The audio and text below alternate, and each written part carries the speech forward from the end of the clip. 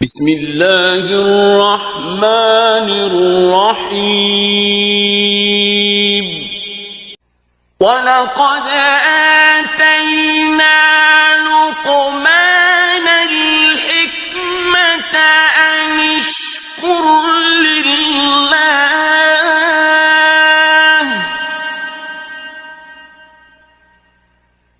وَمَن يَشْكُرْ فَإِنَّمَا يَشْكُرُ لِنَفْسِهِ وَمَن كَفَرَ فَإِنَّ اللَّهَ غَنِيٌّ حَمِيدٌ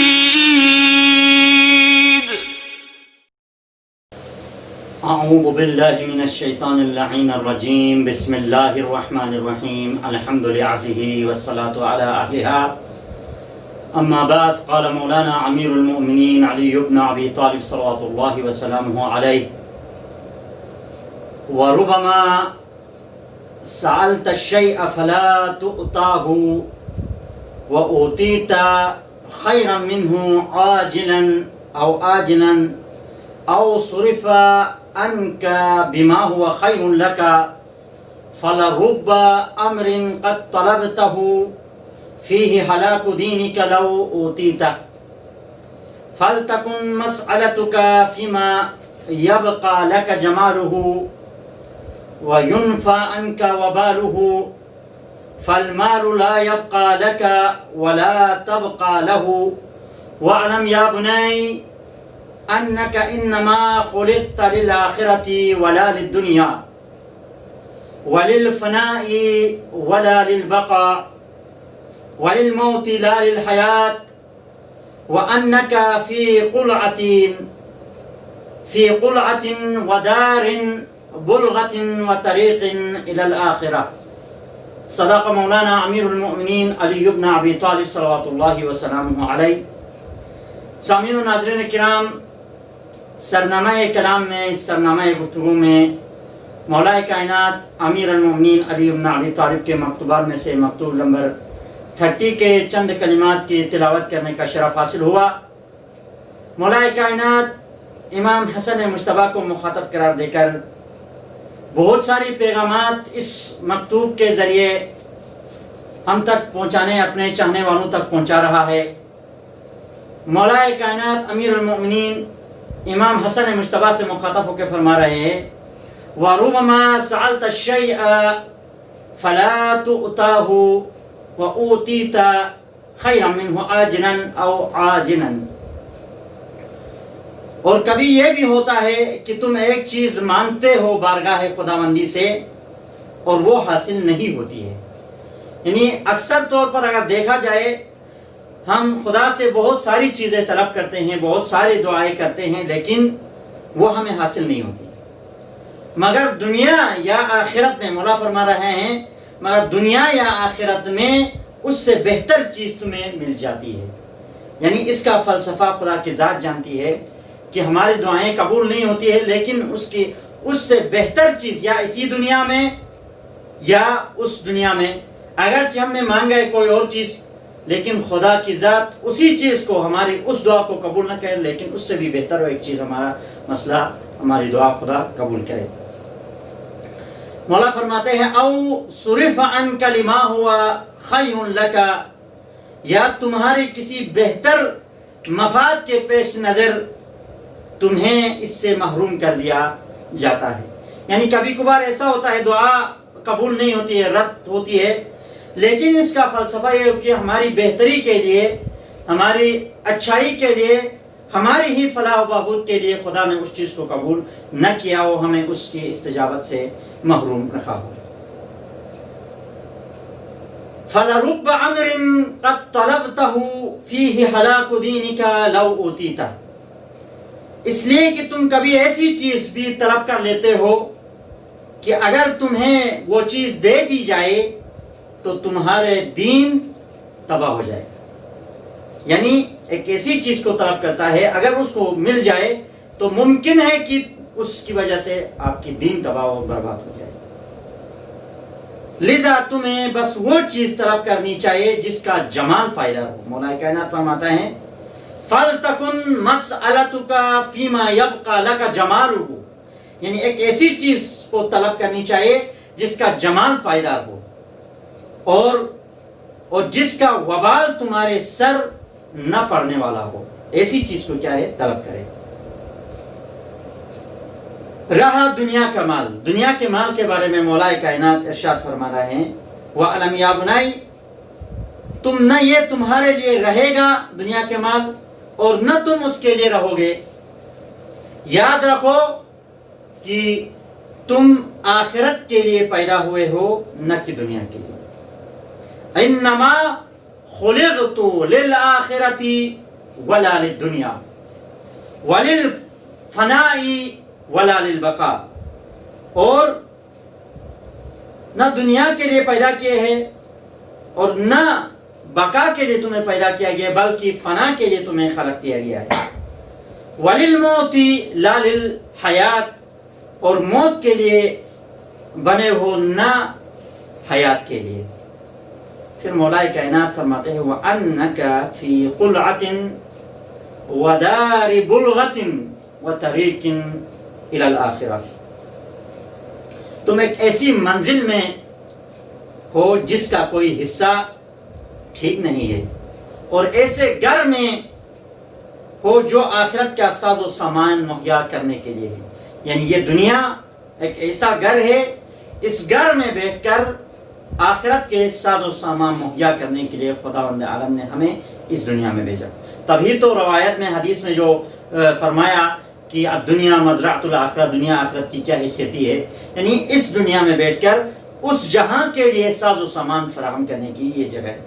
اور صرف منزل آخرت کی کیا ہے، یہ ایک گزرگاہ ہے. آخرت کی منزل کے لیے یہ دنیا ایک گزرگاہ ہے. پس اس دنیا میں رہ کر ہمیں وہ افعال اور وہ کام کرنے چاہیے جو ہمیں اس دنیا کے لیے ساز و سامان کیا ہے اس کے ذریعے سے فراہم ہو. تو موضوع سخن تربیت اولاد ہے. سابقہ نشست میں تربیت اولاد کے حوالے سے گفتگو کرتے ہوئے یہاں تک ہم نے بحث کی تھی کہ تربیت کے جو بنیادی اور اساسی عامل ہے ان میں سے ایک عامل وراثت ہے. وراثت وہ عامل ہے جو انسان کو سعادت مند اور باسعادت بنا دیتی ہے. پیغمبر اکرم رحمت للعالمین سے منقول ہے کہ ایک انصار کا ایک آدمی پیغمبر اکرم کی خدمت میں حاضر ہوا اور کہنے لگا یا رسول اللہ، یہ میرے چاچے کی بیٹی ہے اور میں فلان ہوں. اور یہ کہہ کر اس نے اپنے آبا و اجداد کے 10 پشتوں تک اپنے حسب و نسب بیان کیا اور ادھر سے اپنی بیوی کے بھی آبا و اجداد میں سے 10 پشتوں تک حسب و نسب بیان کرنے کے بعد کہتا ہے کہ نہ اس کے حسب و نسب میں کوئی حبشی ہے اور نہ میرے حسب و نسب میں کوئی حبشی ہے، لیکن اس کے باوجود اس نے اس حبشی کو پیدا کیا. یہ کہہ کر اس نے اپنی بیگم کے طرف اشارہ کیا تو پیغمبر اکرم رحمت للعالمین نے اشارہ کیا اور اپنے سر کو بلند کر کے پھر ارشاد فرمایا ان لک 99 عرقا ولها 99 عرقا فاذا اشتملت اضطربت العروق وسأل الله عز وجل كل عرق منها أو كل عرق منها أن يذهب الشبه إليه قم فإنه ولدك ولم يأتك إلا من عرق منك أو عرق منها. پیغمبر اکرم نے فرمایا آپ کے لیے 99 جراثیمیں ہیں اور آپ کی زوجے کے لیے بھی 99 جراثیمیں ہیں. جب یہ جراثیمیں آپس میں ملتے ہیں تو ان کے درمیان اضطراب پایا جاتا ہے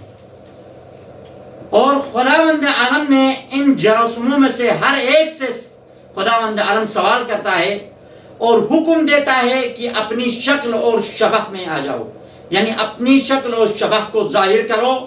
ان جراثیموں سے مخاطب ہوتا ہے خدا مند عالم کی ذات۔ پھر پیغمبر اکرم نے فرمایا اس شخص سے، اس انصار سے کہ اٹھ کھڑے ہو جاؤ، اور یہ جو بچہ ہے یہ آپ ہی کا بچہ ہے، اور یہ بچہ وجود میں نہیں آیا ہے مگر آپ کے جراثیم سے یا آپ کی زوجہ کے جراثیم سے یہ بچہ وجود میں آیا ہے۔ پس وہ انصار اپنی بیوی اور بچے کو لے کر یہاں سے چلے گئے بارگاہ رحمت اللہ عالمین سے۔ تو ہمیں اس مکالمے سے، اس حدیث سے جو درس ملتا ہے وہ یہ ہے کہ وراثت کے ذریعے سے دقیق ترین اور عمیق ترین صفات بچوں کی طرف منتقل ہوتی ہے،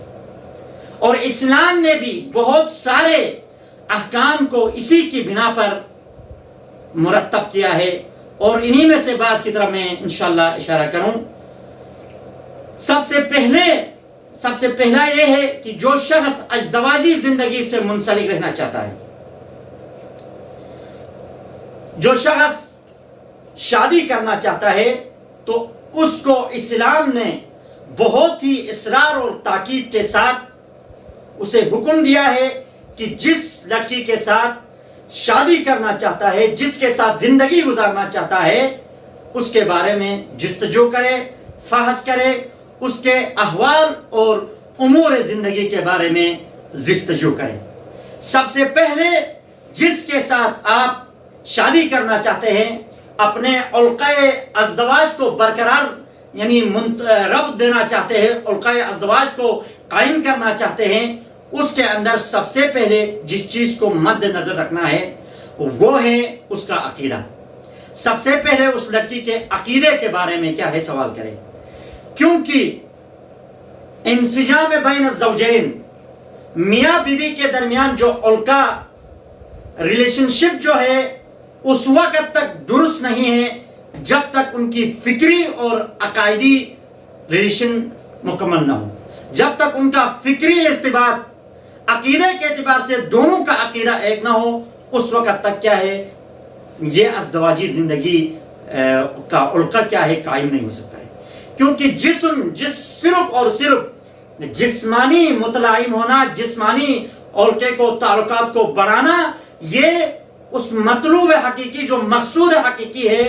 اس کو حاصل نہیں کر سکتے۔ یعنی مقصود حقیقی مثلا ایک صالح اولاد کو پیدا کرنا، ایک صالح فرزند کو پیدا کرنا، ایک صالح اولاد کو اس دنیا میں لے آنا، اس مطلوب میں کامیابی کے لیے فکری انسجام ضروری ہے میاں بیوی کے درمیان۔ کیوں؟ کس لیے ان کے خاندان کے بارے میں بھی کیا ہے جستجو کرنا، ان کے حالت زندگی کے بارے میں جستجو کرنا کیوں تاکید کی ہے اسلام نے، کس وجہ سے لوگوں کو کیا ہے اس چیز کی طرف ترغیب دی ہے اسلام نے؟ یہ اس لیے ہے کہ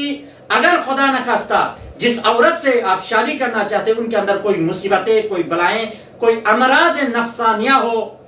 بیماریاں ہوں، اگر وہ عورت ان چیزوں میں مبتلا ہو اور ان صفات پر مبتلا ہو تو یہ صفات اور یہ امراض بچوں کی طرف کیا ہے منتقل ہوتی ہے۔ اور ایک مقام پر پیغمبر اکرم ضرورت فحص پر تاکید کرتے ہوئے، زور دیتے ہوئے اپنے اصحاب کے درمیان خطبہ دیتے ہوئے فرماتے ہیں، ایھا الناس ایاکم وخضراء الدمن، اے لوگو خضراء الدمن سے کیا ہے بچو؟ تو قیل یا رسول اللہ ما خضراء الدمن، یا رسول اللہ خضراء الدمن کیا ہے؟ تو فرمایا المرأة الحسناء فی منبت السوء، فرمایا وہ حسین و جمیل عورت جو برے گھر میں پروان چڑھے۔ اگر لغت کے معنی اعتبار سے اگر اس کا معنی دیکھا جائے خضرائے دمن کسے کہا جاتے ہیں تو خضرائے دمن اس گھاس کو کہا جاتا ہے جو نالے کے گٹر نالے کے اوپر اگتا ہے، اس گھاس کو خضرائے دمن کہتے ہیں۔ اور اس گھاس سے ہر کوئی دور بھاگتا ہے کیونکہ اس سے بدبو پھیلتی ہے، اس سے بدبو آتی ہے، اس پر بیٹھنا کوئی پسند نہیں کرتا ہے۔ یہاں پر بھی تشبیہ دی ہے کہ ظاہراً شکل و صورت میں اگر وہ عورت حسین ہے، خوبصورت ہے، لیکن برے گھر میں وہ پروان چڑھی ہے، اس کی تربیت ایک برے گھر میں ہوئی ہے، تو اس سے شادی کرنے سے پیغمبر اکرم نے منع فرمایا ہے. یعنی ایسی عورت سے شادی کرنا درست نہیں ہے، کیونکہ اس کے اندر جو برائیاں اور جو صفات رذیلہ ہے، وہ صفات رذیلہ اور برائیاں اس کی اولاد کی طرف، اس کی نسل کی طرف کیا ہے منتقل ہوتی ہے، جس کی وجہ سے پھر اس کی اولاد بھی اور اس کی نسل بھی کیا ہے برے ہونے کا سبب بنتی ہے. اس لیے اس سے بچنے کے بارے میں تاکید کی ہے اسلام نے، دین مبین اسلام نے. اور ایک مقام پر پیغمبر اکرم فرماتے ہیں اختاروا لنطفکم فإن الخال احد الزجیعین، اپنے نطفوں کے لیے اچھی عورتوں کا انتخاب کرو، بہترین عورتوں کا انتخاب کرو، کیونکہ ماموں زجیعین میں سے ایک ہوتا ہے. اور ایک مقام پر ارشاد فرمایا تخیروا لنطفکم فإن العرق دساس، اپنے نطفوں کے لیے بہترین عورتوں کا انتخاب کرو کیونکہ جراثیم آلودہ ہوتا ہے. یعنی ماں باپ کی عادتیں بچوں پر آ جاتی ہے، ماں باپ کی صفات بچوں کی طرف منتقل ہوتی ہے. اس لیے قبل از شادی کے آپ جس سے اپنی زندگی کو، جس سے آپ اپنی ازدواجی زندگی کو منسلک کرنا چاہتے ہو، اس کے بارے میں معلومات حاصل کرے. سب سے پہلے اس کا عقیدے کے بارے میں معلومات حاصل کرے، پھر اس کے بعد اچھی عورت کو، اچھی خاتون کو اور اچھی لڑکی کو کیا ہے اپنے لیے منتخب کرے، جس سے آپ کی نسل جو آئے گا وہ بہترین نسل آ جائے. اس لیے اسرہ کو کمزوریوں اور انحطاطات سے بچانے کے خاطر اسلام نے احمق عورتوں سے شادی کرنا مکروہ قرار دیا ہے. یعنی جو عورتیں احمق ہیں ان سے شادی کرنے سے اسلام نے مکروہ قرار دیا ہے. جیسا کہ امام جعفر صادق علیہ السلام سے روایت ہے کہ اپنے جد بزرگوار امیر المومنین سے نقل کرتے ہیں کہ امام علی نے فرمایا ایاکم والتزویج الحمقاء فإن صحبتها بلاء